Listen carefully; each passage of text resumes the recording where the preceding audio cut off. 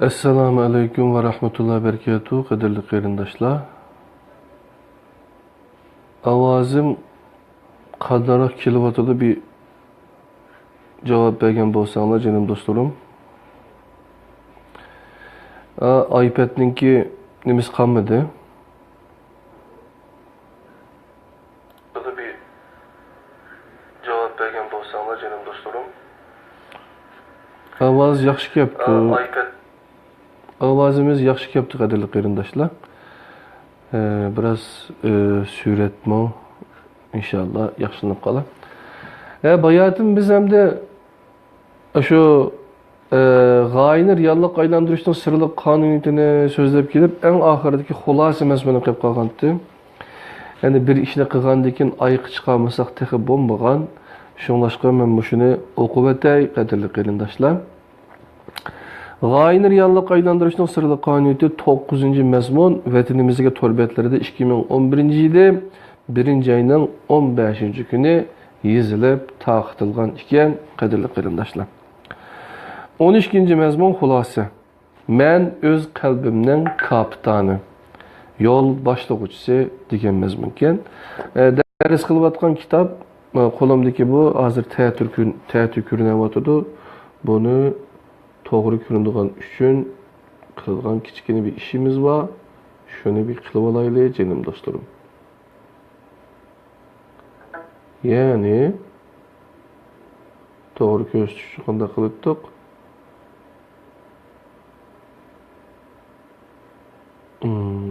Bu bununda yo'qken, bu alaylik yo'qken bir yerde tamam. Yani qo'limdagi mana kitap Erkin Sıdık akamizningki g'oyani reallik aylantirishning sirli qonuniyati degan mana kitap teatr ko'rinyapti. Amal yo'q. Keyin amal olib qolar, qadrli qarindoshlar. O'sha kitobdan o'rganayotgandik.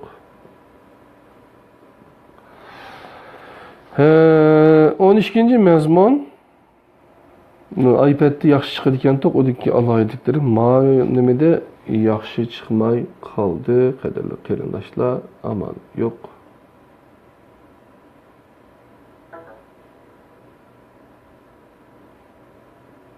Olsun emas. 12-xulosa. Men o'z qalbimning kapitani. Hozirgacha bayqalgan ishlarning ichida mundaq bir ish bor. İnsan bedeni milyonlagan canlıq, aqlliq ve ayrım hücrelerden terkip tapkan bulup, ular intayin iniq ve nait yaxshi orunlaştırılgan vazifelerini öteydi. Bu vazifeler Adem bedenini kurup çıkış, onu terakki kıldırış ve onu saklaş katırlıklarını öz içine alıdı. Bu hücreler insanın köngli, özünün otomatik iş hareketi arkalık her xil işlarga, köngülünü her xil işlarga saladı. Adem köngülünün tüvenki kısmı yoki yuşurun an ne Adem'nin anlıq köngülü kontrol kılıdı ve yeteklaydı. Bir adam tekrarlaş usulü arkalık köngülünü söndürgen ve o yerde saklagan her qandaq bir ideya yoki oy, xiyal aşı Adem'nin cismani bedenini yeteklep, helik ideya yoki oy, xiyalni onun maddi ekvivalentiga tengdaş nersisiga aylandırışga yüzlüdü. Avtomatik teklif kanuniyeti arqılıq köngülnün tüvenki kısmıga yetkizilgen her qandaq buyruq, eğer başka bir küçükrek buyruqның təsirine uçurapla qalmaydı iken, şu boyunca icra qılınıdı. Yuşurun an buyruqның qayerden kelgenligini ve onun doğru hatalıqını sürüştürmeydi. Belki bedenni aşı buyruqni şu peti icra qilishga yetaklaydi, qadrli qarindoshlar. Biraz rang qora chiqib qoldi.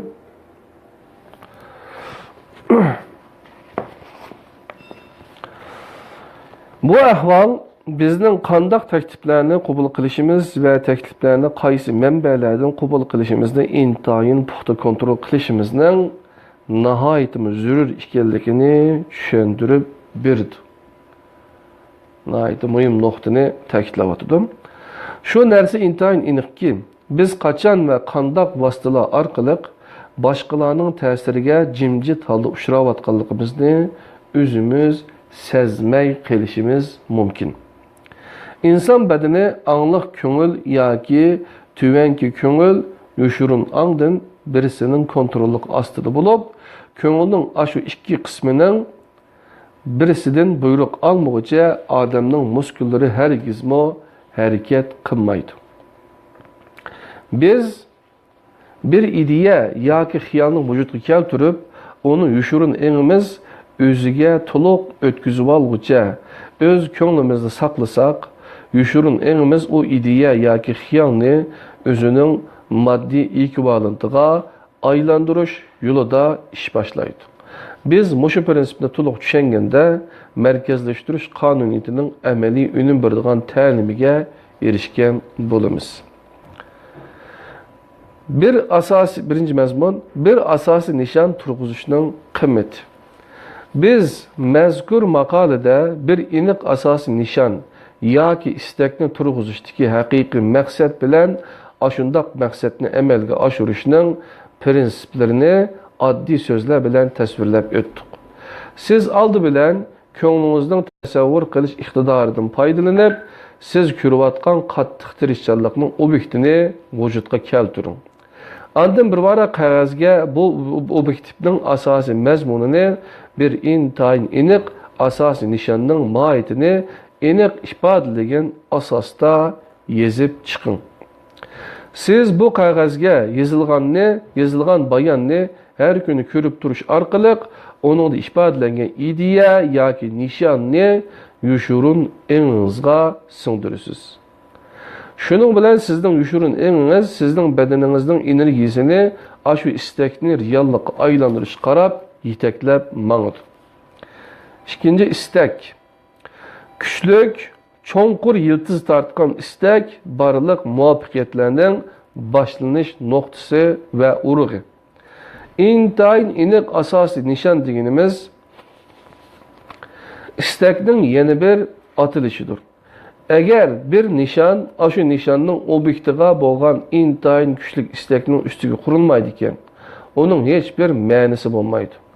Ko'plagan kishilar nurg'un narsalarni orzu qiladi, ammo orzu bilan kuchlik istak bir-biriga o'xshamaydigan narsalar bo'lib, agar orzu intayin aniq shakldagi istak darajasiga ko'tarilmaydi ekan, onun hech bir qimmati bo'lmaydi.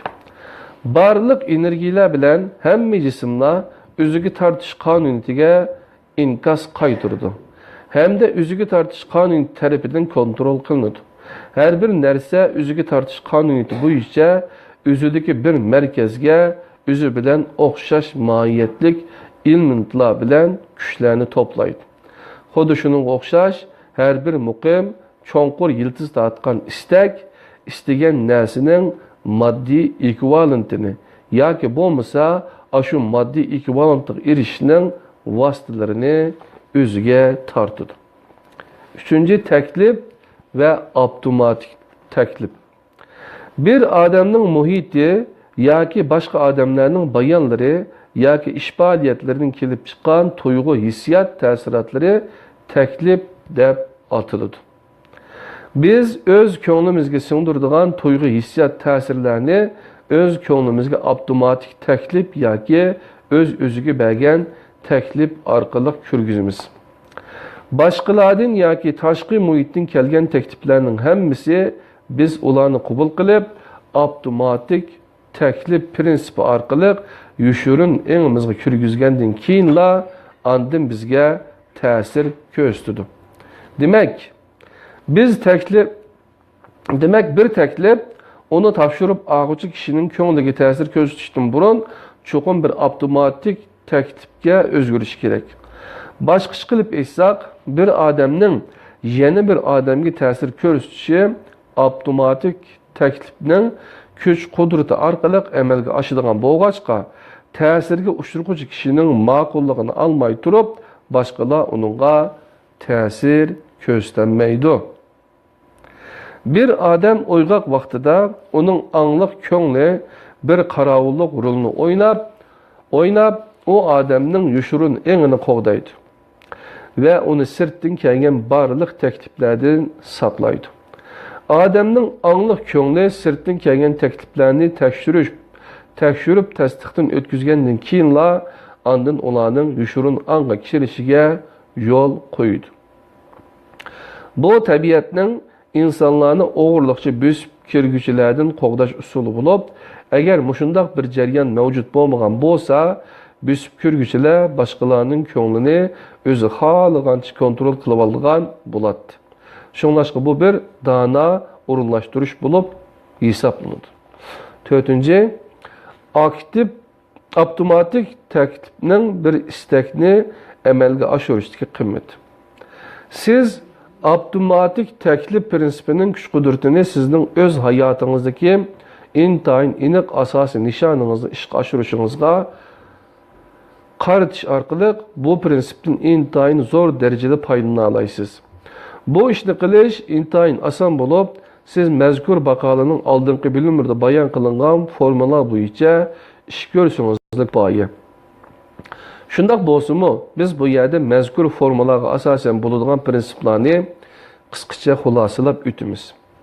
Siz buningdan keyingi ma'lum muddat ichida, masalan, 5 yil vaqt ichida o'zingizning intayin aniq asosiy nishoni sifatida erishmoqchi bo'lgan narsani aniq va oddiy qilib yozib chiqing. Hamda u yozmani kam deganda 2 nusxa qilib, onun bir nusxasini kunduzi xizmat jarayonida bir qancha qatim ko'ra oladigan bir yerga choplab, yana bir nusxasini siz har kuni oqshom uxlashdan burun va har kuni atigini amdala o'rningizdan turganda bir qancha qatim ko'ra oladigan yerga choplab qo'ying. Gerçi dastlabida amaliyotga uyg'un emasdek ko'rinsa-mu, bu rasmiyatning taklif berish ta'siri sizning asosiy nishoningizning maqsadini sizning yushurun engizga singdirdi. Bir intayin qisqa muddatning ichida siz o'zingizni o'z nishoningizga barg'ansir yaqinlashtirgan ishlarning yuz berayotganligini ko'rasiz. Siz o'z hayotingizda qattiq istaydigan narsa, shart sharoit yoki o'rin haqida o'z ko'nglingizda bir aniq qarorga kelgan kundan boshlab, agar siz kitob, gazet va jurnal o'qisangiz, sizning diqqatingiz ulardagi sizning asosiy nishoningizning maqsadi bilan munosabatlik bo'lgan xabar va uchurlarga tushishga boshlaydi. Shuning bilan birga siz o'zingizga sizni o'z istikingizga bag'ansir yaqinlashtiradigan yangi fursatlarni hozirlanayotganligini bilalaysiz. Psixologiya kasbining o'quvchisi emas bir odam uchun bu ishlar dastlabida haqiqatan mumkin emasdek va amaliyotga uyg'un emasdek ko'rinadi.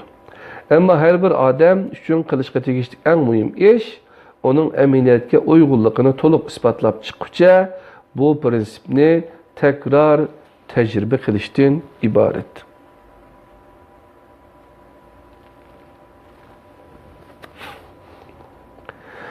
İnsoniyatning burunqi tarixidagi har qanday mezgil bilan selishtirganda mumkin emas degan so'zning kuchi hozir eng zo'r darajada ojizlashdi.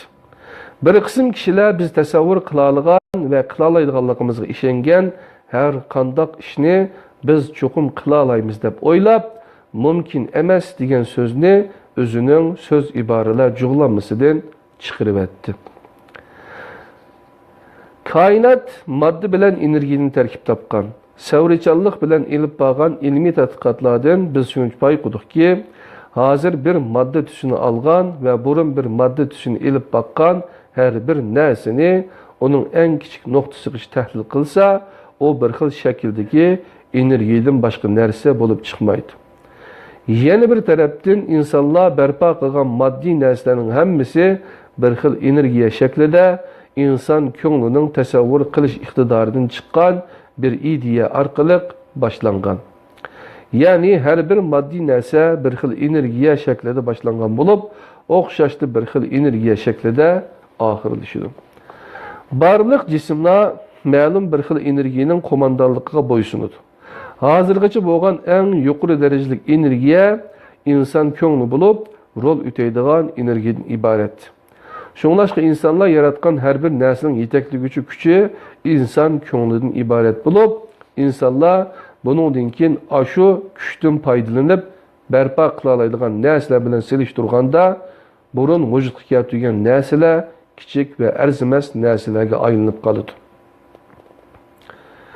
Biz hozirgacha shuni aniq bilib boldikki, ko'ngilga singdirib shu yerda saqlagan har qanday bir ideya, nishon yoki maqsad bilan uni reallikqa aylantirish irodasi yengilib bo'lmaydigan kuchlarni vujudga keltirdi va ularni ishga soladi. Reallikqa aylantirmoqchi bo'lgan kuchlik istakni yushurun ongga singdirishni uni yushurun ong o'ziga to'liq o'tkazib olguncha davomlashtirish kerak. Bu ishni bir qancha soat yoki bir qancha hafta elib berish kifoya qilmaydi. Qilcha bo'shashmaslik irodasi bilan istakni ko'ngilda hosil qilib, uni yushurun ong o'ziga o'tkazib olguncha o'z ko'nglida saqlash kerak. Mushu nuqtagacha siz istakning keyinida turib, uni yushurun ongga qaratib ittirishingiz kerak. Bu nuqtadan keyin bo'lsa istak sizning orqangizda turib, sizni o'zini amalga oshirishga qarab ittirdi. Qat'iy davomlashtirish xuddi eng qattiq toshlardan birisining ustiga suv temetib, eng oxirida shu toshni upuritib yo'qotganlik bilan barobar. Siz o'zingizning hayot dastonining eng oxirgi bir sahifasini bitirganda, siz o'zingizda bir ishni oxirigacha izchil davomlashtirish xarakterining bo'lganligi yoki uning kamchil bo'lganligi sizning muvaffaqiyatli bo'lishingizda yoki mag'lub bo'lishingizda intayin muhim rol o'ynaydiganligini bayqaysiz. Tafakkur bir narsadir. Nurg'un kishilarning qarashicha har bir pishqan tafakkur bir mangu to'xtamas do'lqinni barliqqa keltiradigan bo'lib, bu do'lqinni tarqatgan kishi keyingi kunlarning birida ashu do'lqin bilan kurash qilishga majbur bo'ladi. Shundaqla odam cheksiz aql tarafidan harakatga qo'yilgan tafakkurning jismoniy namoyandasidan boshqa bir narsa emas. Hamma tafakkur ijodiy bo'ladi. Ammo tafakkurlarning hammasi ijobiy yoki foydali bo'lmaydi. Agar siz azob uqubatni va namoratlikni tafakkur qilib, ulardan saqlanish mumkin emasligini his qilsangiz, sizning tafakkurlaringiz dal ashundaq ahvolni vujudga keltirdi. Lekin siz buning tartibini almashtirib, ijobiy va umidvor mohiyat xiyollarni tafakkur qilsangiz, sizning tafakkurlaringiz dal ashundaq shart-sharoitni vujudga keltirdi.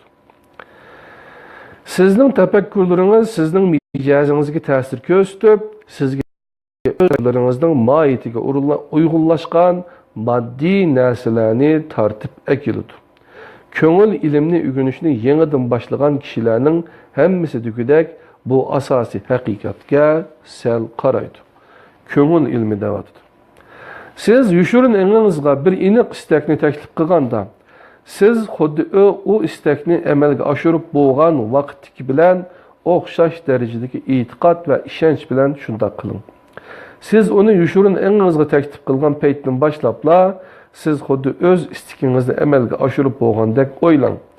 Siz o'z istikingizni uni amalga oshirishda menga cheksiz aql yordam qildi degan aqida bilan kuchlantiring. Agar sizning shunday darajadagi aqida bo'lmaydi ekan, keyincha umidsizlanib qolasiz. Avtomatik taklif prinsipining unum berish bermasligini hargizmi gumonlanmang.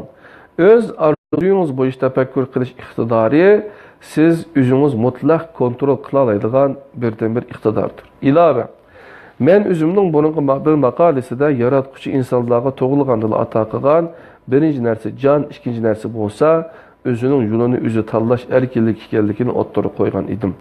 Bu hukm yuqoridagi bayon bilan o'xshash, debdi Erkin Sidiq akamiz. Yuqorqi jumla hargizmi esingizdan chiqmasin. O'z tafakkuringizni kontrol qilish kuch qudrati o'zingizda bo'lgan ekan, sizning tafakkuringizning ijobiy yoki salbiy bo'lish mas'uliyati sizning zimmangizda bo'ladi. Siz o'z taqdiringizning xo'jayini, siz o'z qalbingizning kapitani. Bundaq bo'lishidagi sabab tafakkuringizni siz o'zingiz kontrol qilasiz.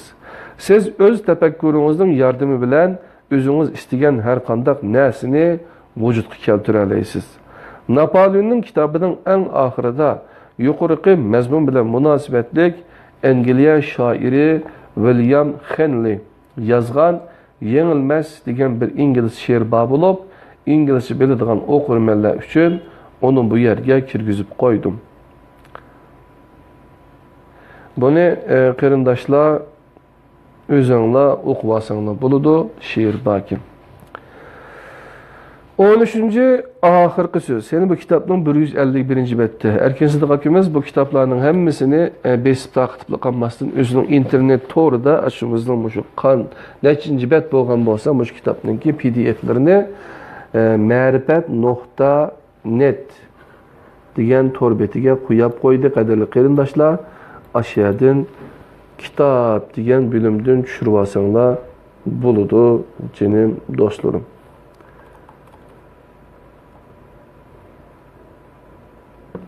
Ben qarab bakay, belki marifet.com buluşumu mümkün. Marifet. Aynı ki marifet.com ken ben hata deb saptım. İyada leksiyelerim var, yakında sözleyen şehirden ilvasanla buludu. 13. ahırkı söz. Ben 2008 yıl yazgan Vakitni Muvafiq Başqurush degan temidagi maqolamda Uyg'urlar bundan keyin qudrat tepish uchun qilishga tegishli eng muhim ishlari tuvandikilardan iborat ekanligini o'ttirg'a qo'yib o'tgan edim. Milliy sapani o'stirish, milliy ruhni va milliy ongni asliga keltirish va urg'utish va milliy kimlikni saqlab qolish.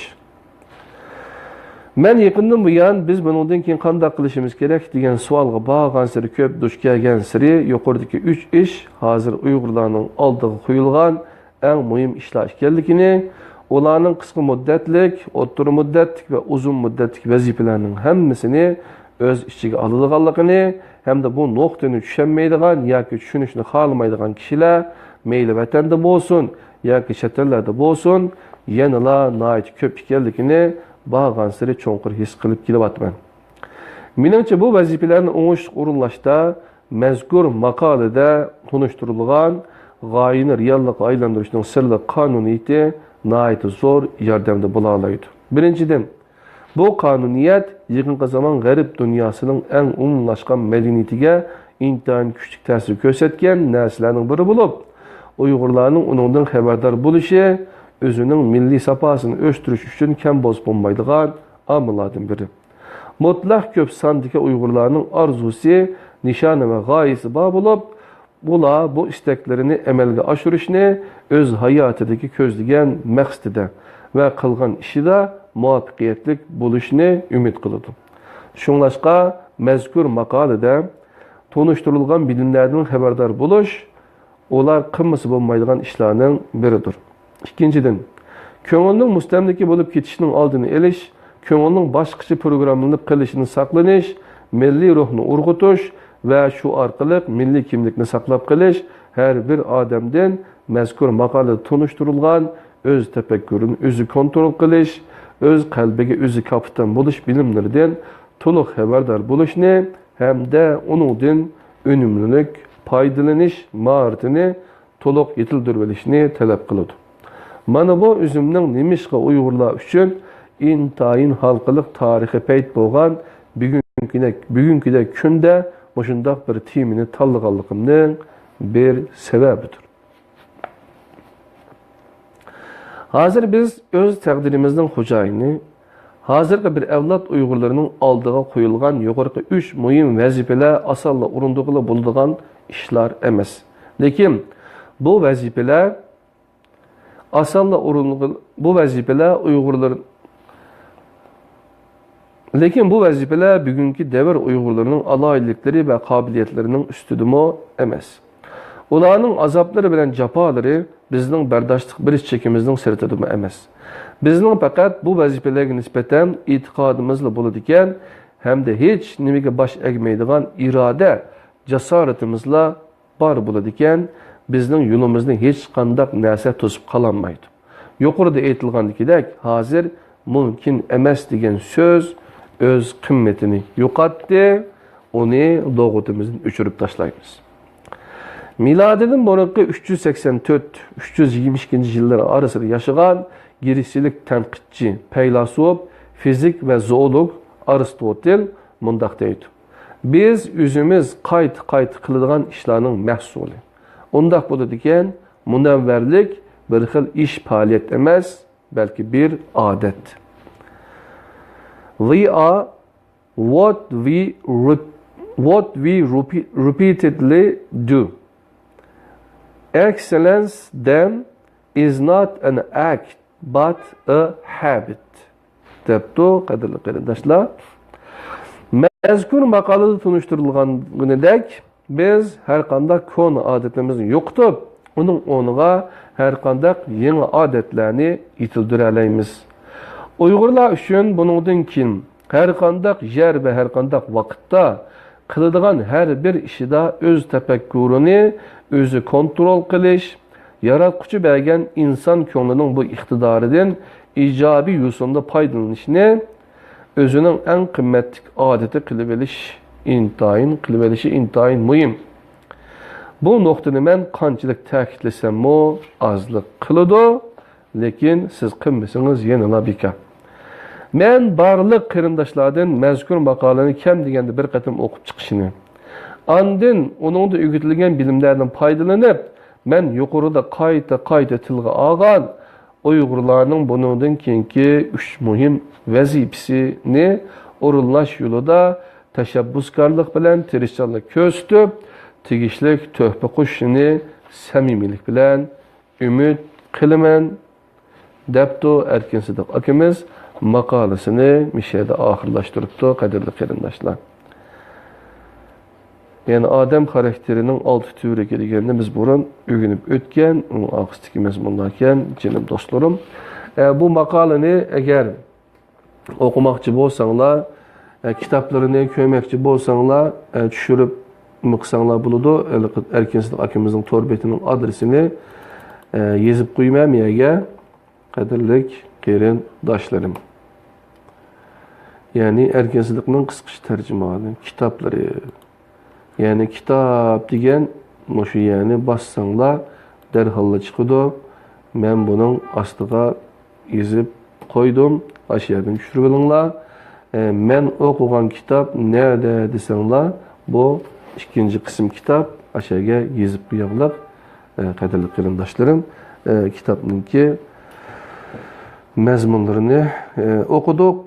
Nəhayət yaxşı bir dərs boldu deb oylayman. Gerçi iPad'ninki nimesi meyi tükep gitken bolsunmu, men bunu aldığınki dərs bilan birleştirip, bunu qaytadan YouTube'da birleştirgili olsa qilib qo'yma.